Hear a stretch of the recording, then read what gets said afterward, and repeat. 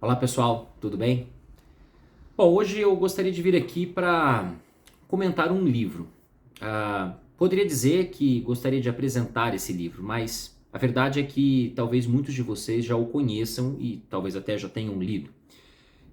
Eu falo de Carla Madeira, uma escritora mineira que é autora desse livro Tudo é Rio, um livro que, apesar de ser de 2014, só recentemente, por um desses felizes acasos da vida, cheguei ao livro, né, e fui lê-lo. E Carla Madeira, inclusive, foi a escritora brasileira, a segunda escritora brasileira mais vendida e mais lida em 2021. Portanto, sem pretensão de querer apresentar nenhuma novidade para ninguém, mas apenas de compartilhar com vocês alguns comentários, algumas impressões dessa obra fascinante, que merecidamente fez e tem feito um sucesso estrondoso.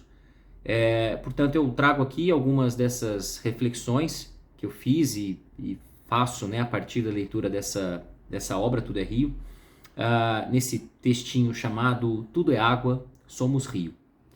Concluída a leitura de Tudo é Rio, obra inaugural da escritora mineira Carla Madeira, passados alguns dias de decantação, sinto-me tomado de uma vontade de tentar e ousar rabiscar a seu respeito alguns comentários e considerações, de extravasar um pouco do que a leitura dessa fascinante obra me provocou. Já no título, vem à memória uma série de metáforas que tomam a água como elemento de representação da transitoriedade e mesmo da inconstância da vida.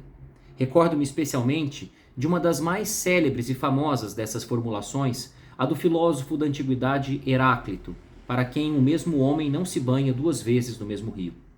Tudo se altera, se transforma, permanentemente.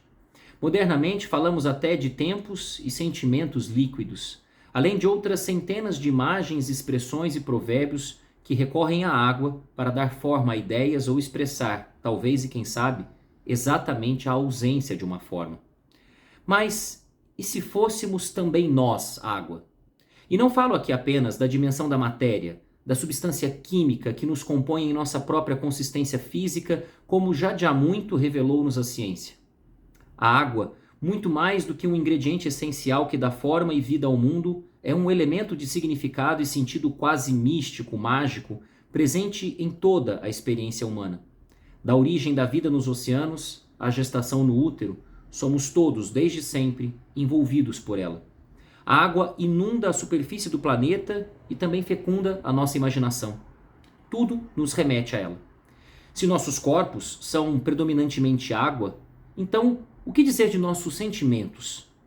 Para muito além da água oculta por debaixo da superfície aparentemente sólida da pele, correndo líquida como em rios por nossas veias, atravessando nossa carne, pulsando em nossos músculos e corações, acumulada em nossas bocas e entranhas, em tudo é rio, estamos a falar da água como verdadeira propriedade do espírito, como essência de nossas próprias almas, como condutora dos sentimentos e expressão dos nossos desejos e paixões que fluem como rios, muitas vezes incontroláveis.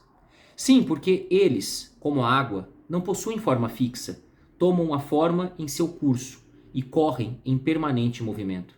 E se somos o que sentimos, logo também somos, em alguma medida, rio. Essa parece ser, afinal, na opinião desse reles leitor, a proposta e o olhar de Tudo é Rio. Uma chave de leitura pela qual a obra pode ser compreendida e lida. E não parecerá, espero, loucura o que aqui se afirma. É como se a fluidez e a liquidez fossem como que características inerentes de nossa própria existência e de nosso sentir. O que esperar então ao nos lançarmos à travessia desse rio de Carla Madeira? O livro nos convida a um mergulho nas profundezas dos sentimentos, através da vida e da história de diferentes personagens, apresentadas cada qual com um curso próprio, mas a desaguar uns nos outros. A narrativa atravessa e conduz a história e a trajetória das personagens como diferentes rios e afluentes, um mais caudaloso, outro mais tranquilo, outro agitado, mas que fluem todos em uma mesma direção, sem um sentido definido. Isso porque aqui não lidamos apenas com as experiências e vivências particulares das diversas personagens, especialmente das personagens femininas centrais na obra, mas de relações que se misturam como rios que se cortam e se atravessam. Para além de Dalva, Aurora, Lucy, Venâncio, e tantas outras personagens, também os sentimentos são aqui apresentados na forma líquida, como rios. Do amor ao desamor, do desejo à paixão, passando pelo ciúme, pela dor e tristeza, às águas tranquilas do perdão, tudo aqui flui, incontrolável e imprevisível. Tudo é rio. E assim o livro se inicia nos apresentando logo ao talvez mais profundo deles, o rio do amor. Inclusive como fonte que abastece e alimenta tantos outros afluentes. Começa por onde começam todos os amores, no encontro de águas que formam um rio que gradualmente toma forma, se adensa, avoluma. E aqui eu cito um trecho da obra, abre aspas, um rio largo e farto, manso em seu fluxo, levando tudo, fertilizando os dias, umedecendo o árido, enfrentando quedas, as curvas, as tempestades, confiante de um dia ser mar. O amor, quando nasce forte, tem pressa de ser eterno, nem se dá conta de que a carne é úmida. Fecha aspas. Mas o curso do amor, como da vida, é imprevisível, incontrolável, e a promessa de um leito suave, de um correr manso, de um fluir calmo e tranquilo, logo esbarra em complicações do próprio amor, interrompido abruptamente por um evento imprevisto que perturba as águas. A mais pura e genuína forma de amor já pode chocar-se e esbarrar em algum sentimento alheio. Amor que esbarra em amor. O amor já nasce complicado. A correnteza do ciúme doentio de Venâncio, uma expressão deformada de amor e de afetos mal sentidos, explode numa tensão edípica com um encaminhamento trágico que marca o ponto central da obra e que afeta o curso de Dalva. Paralelamente, com Lucy, temos ainda o rio caudaloso, voluptuoso e agitado do desejo, com sua força tempestuosa e suas águas indomáveis que arrastam tudo que encontra pelo caminho. Amor que se mistura a sofrimento, rejeição que leva ao tormento, desejo que se transforma em paixão, desperta apetites, aguça vaidades. Sentimentos também são como rios, sempre desaguam em um outro e, de alguma forma, afetam o curso da história daqueles com quem nossas águas se misturam. Mas a história não apenas flui, reflui, evocando memórias, revolvendo águas passadas, buscando e escavando no lodo das profundezas, ou conduzindo-nos rio acima até a nascente dos sentimentos que desembocam. Se, como o livro nos mostra, talvez não seja possível na vida resgatar a pureza dos sentimentos desaguados, podemos ao menos desbravar seu curso, revelar suas origens e chegar à fonte, onde, quem sabe, encontraremos as mesmas águas, limpas, puras e cristalinas, ainda longe dos agitos e das imprevisíveis curvas da vida. Mas, tão logo começam a fluir, descobrimos como podem ser difíceis o curso das águas e os desenhos tortuosos dos rios. Nem sempre se corre pelo caminho mais fácil e tranquilo. Afinal, nessa longa e imprevisível travessia, as águas, a despeito de sua consistência, suas propriedades e qualidades, também são direcionadas pelos caminhos possíveis e, de algum modo, determinadas pelos terrenos que atravessam, pelas contingências do relevo e pela composição do solo. Misturam-se à terra, arrastam sedimentos e partículas, carregam galhos, atravessam fendas e solos adversos, turvam-se, agitam-se, passam por redemoinhos e correntezas, lançam-se de alturas, desaguam-se em outras águas. Tudo, porém, segue fluindo, permanentemente.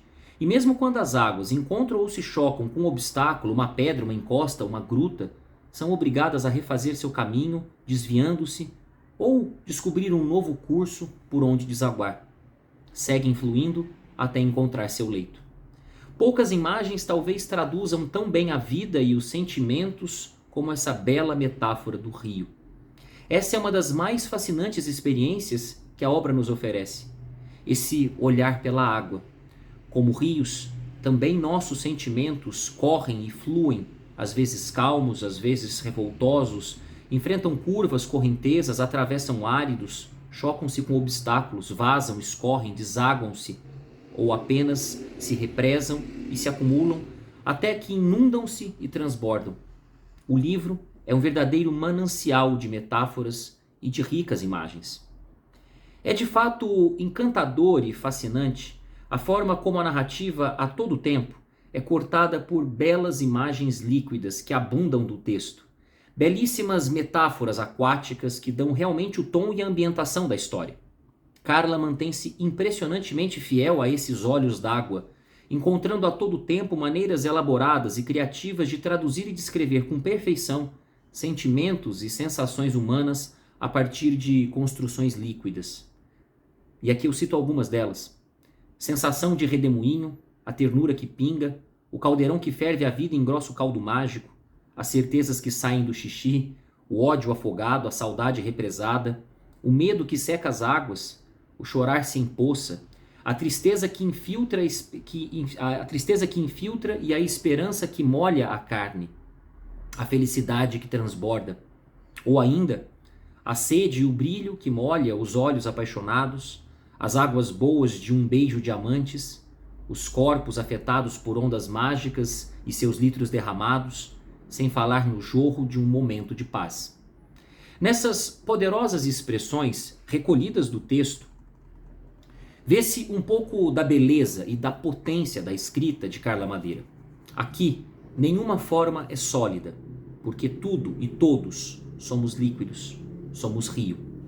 Tudo é mesmo rio, mas, para além da beleza e poesia, se oculta um verdadeiro recurso sensível, estético e, sobretudo, didático, pois, dito e explicado assim, não há sequer um sentimento que não entendamos e que não sejamos capazes de alcançar. Suas imagens nos ajudam a sentir, na carne. Mesmo os sentimentos mais conflituosos e turbulentos parecem-nos dessa forma, ao final, compreensíveis, ainda que não justificáveis. Assim é, afinal, o curso da vida, como o curso de um rio que não permite nem mesmo ao mais puro sentimento manter-se intacto em seu curso. Nem mesmo o amor escapa.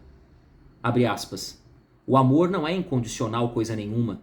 Tem suas fragilidades de matéria orgânica, estraga, esgarça, rasga, inflama, acaba. E como acaba? É feito gente, depende do que vive. Fecha aspas. É como se o livro nos oferecesse pela água uma oportunidade de aprendizado, de experiências que, aliás, não são todas familiares, ainda que nos causem espanto, perplexidade ou medo. Somos seres de água e de sentimentos. Essa é, afinal, a substância que nos compõe. Sangue, fluidos, lágrimas, somos todos, em diferentes graus, um pequeno manancial de emoções e sensações que inevitavelmente fluem, correm, transbordam, desaguam. Depararmos-nos com essa forma de compreensão dos sentimentos e da vida nos traz, ao fim, um outro olhar. Todos somos arrastados pelas águas da vida e nenhum rio corre só. Não importa o quão agitado seja o seu curso, todo rio encontra sua foz, lançando-se no oceano profundo e devolvendo suas águas ao mar. É um pouco esse o exercício que o livro nos propõe. Entre os vai-e-vens das águas e as idas e vindas pelos muitos rios encruzilhados na história, somos que arrastados por correntezas. Entender que tudo é rio, incerto e incontrolável, impõe-nos a aceitação da vida e certo grau de consciência de que somos frágeis, pequenos demais para domar as águas ou mesmo prever para onde correrão. Porém, não somos de tudo impotentes. Podemos sim aprender a lidar com nossas próprias correntezas, suavizar as curvas dos desejos, a depurar nossos sentimentos, a decantar tristezas e dores, a saber esperar com paciência pelo momento em que o rio recobrirá ou não o seu curso e poderemos enfim navegar por águas mais tranquilas. Nem sempre as coisas se acertam, nem sempre se corrige o curso de um rio, nem sempre se pode purificar suas águas, mas elas nunca perdem sua força. Novos rios, novos caminhos, sempre podem surgir do reencontro das águas que se misturam e vão aos poucos redescobrindo seus caminhos, lavando e levando feridas e traumas abertos, refazendo seus cursos até o estuário, um outro ser, um outro caminho, mas fluindo sempre pelo mesmo rio dos sentimentos humanos. É possível e preciso acreditar nos afetos autênticos, nos sentimentos genuínos, ainda que seu curso se nos desvie ou tome em caminhos que não desejávamos. A água sempre engendra alguma forma de vida. Assim é a história de Dalva e Venâncio. Ao fim, devolvidos ao leito do rio que segue, enfim calmo, para alcançar o mar. Claro, sem querer dar spoiler, até porque tem muita água para rolar. Não, Esse não é um comentário a um livro de geografia, de geologia ou um estudo sobre bacias hidrográficas. Aliás, muito mais do que um comentário ou resenha, penso que esse é, na verdade, nada além de um convite à leitura desse livro surpreendente. Passaria muito mais tempo mergulhado nessa obra se ela, como todo e qualquer rio, não encontrasse também sua foz. Seja como for, fica aqui a indicação aos que gostam de um bom romance. E aos amigos que puderem e quiserem me sugerir outros títulos e novas leituras como essas, eu agradeço. Afinal, Tudo é Rio me deixou com uma baita sede.